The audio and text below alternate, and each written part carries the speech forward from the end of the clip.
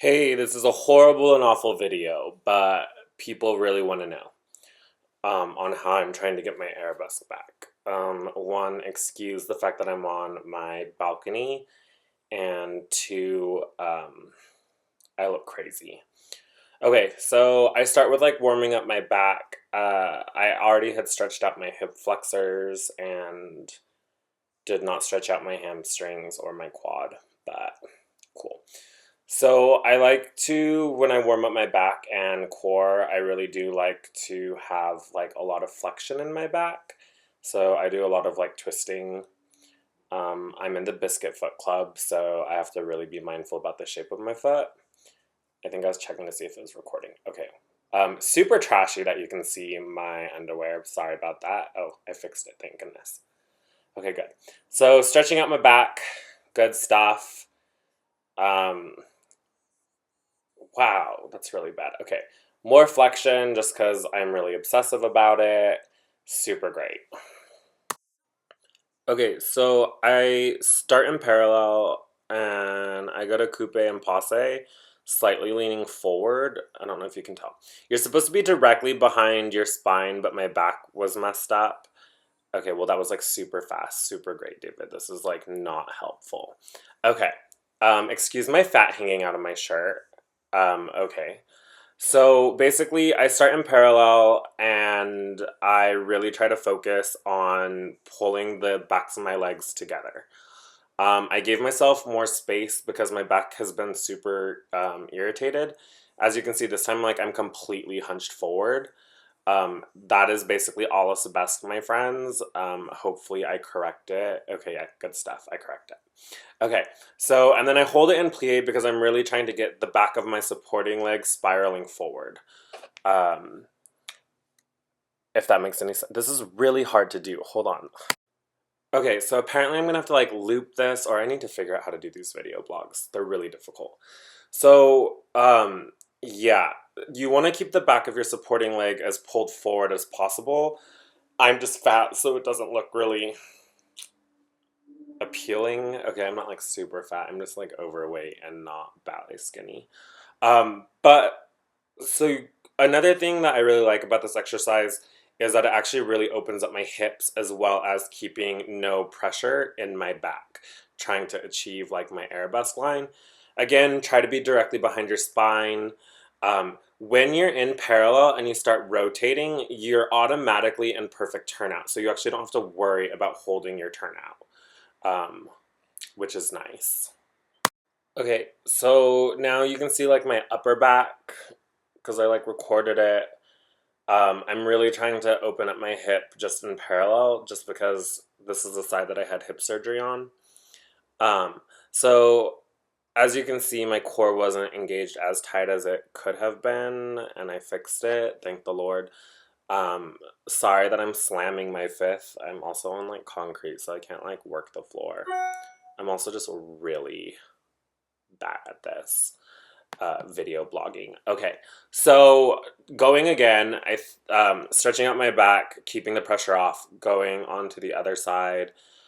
So if you can see, I was completely in parallel, but because when you rotate from parallel and you give yourself that huge twist, it makes you have perfect turnout. So it's kind of nice. I don't know what I was doing there. Ignore that. Okay, super great.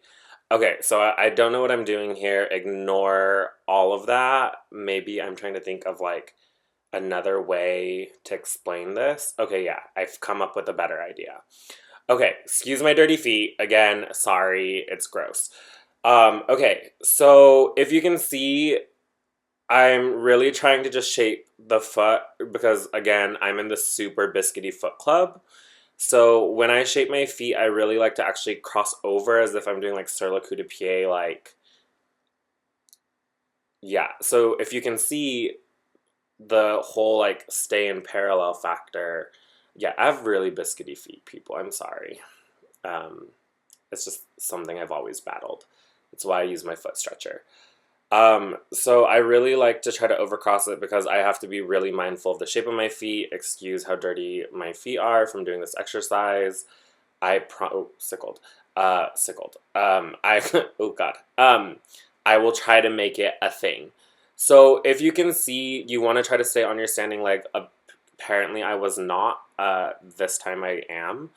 So that idea of working from parallel to turnout is like a modern concept. Um, and you want to kind of just go with that to actually get into your arabesque and have that really beautiful rotation. Okay, so sorry, I had to put something up here. I ran out of video, and I don't like even being in front of a camera, yet alone being videoed. Okay, so you're gonna have to deal with my face shot that I took the other day. Okay, so a couple of things that you want to really be mindful of in working on this exercise is that you're not working on getting your leg necessarily higher. You're working on gaining the control of rotation in your supporting leg and working leg. So you want to make sure, because you're probably like, well, not everyone is born with perfect turnout. I am so far from being born with the perfect turnout life, like super far. But because ballet requires it, and especially arabesque requires a ton of rotation, this exercise really does help you build that rotation.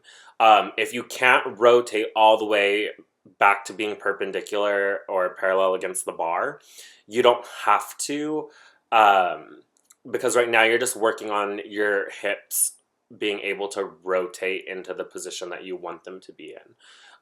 Always be mindful of your standing leg. Like, don't put pressure on your knee. Try not to roll in your feet. Luckily for me, I've built up enough strength to pull the rotation from my inner thigh. And then I also use my quad quite a bit as an adult now, which is kind of awful because I'm not. I wasn't ever really a quad dancer, but now apparently I am, so I'm dealing with that. So, another thing in the arabesque combination is when you go into like sur le coup de pied and into passe in this like weird parallel hunched over position, you should actually be able to feel your psoas, abs, and core shorten and become really tight so they're engaged. Then as you like rotate, you get that nice sensation of flexion that I really like. Um, that really long stretch um, diagonally across your core. And then when you pull up to try to fix the line, you really want to make sure you're building as much space in between each spinal cord so it grows. Um, I apologize again that this video is so awful. I promise you that I will get it together somehow. I'll probably pseudo look more like a ballet dancer and not hanging around in my gym shorts and undershirt because that's pretty bad. Maybe I shouldn't even upload this video. I'm not sure. Anyways, if you're a teacher, you should definitely have your students try this, especially for getting into frappe. So a lot of the combinations that I give for frappe, we actually start facing the bar, two hands on the bar, and then instead of tenduing to prep, we do that turned in sur le coup de pied, and then flex our foot into the rotation so we can gain as much turnout as possible for the frappe, and as well as understanding like spatially where your knees are and holding that alignment. Okay, again, sorry this is an awful video, but I really do hope it helps. Sorry my voice sounds crazy. Okay, hope you all have a good day. Let me know if it works for you. Let me know what to do if this doesn't work. Okay, bye.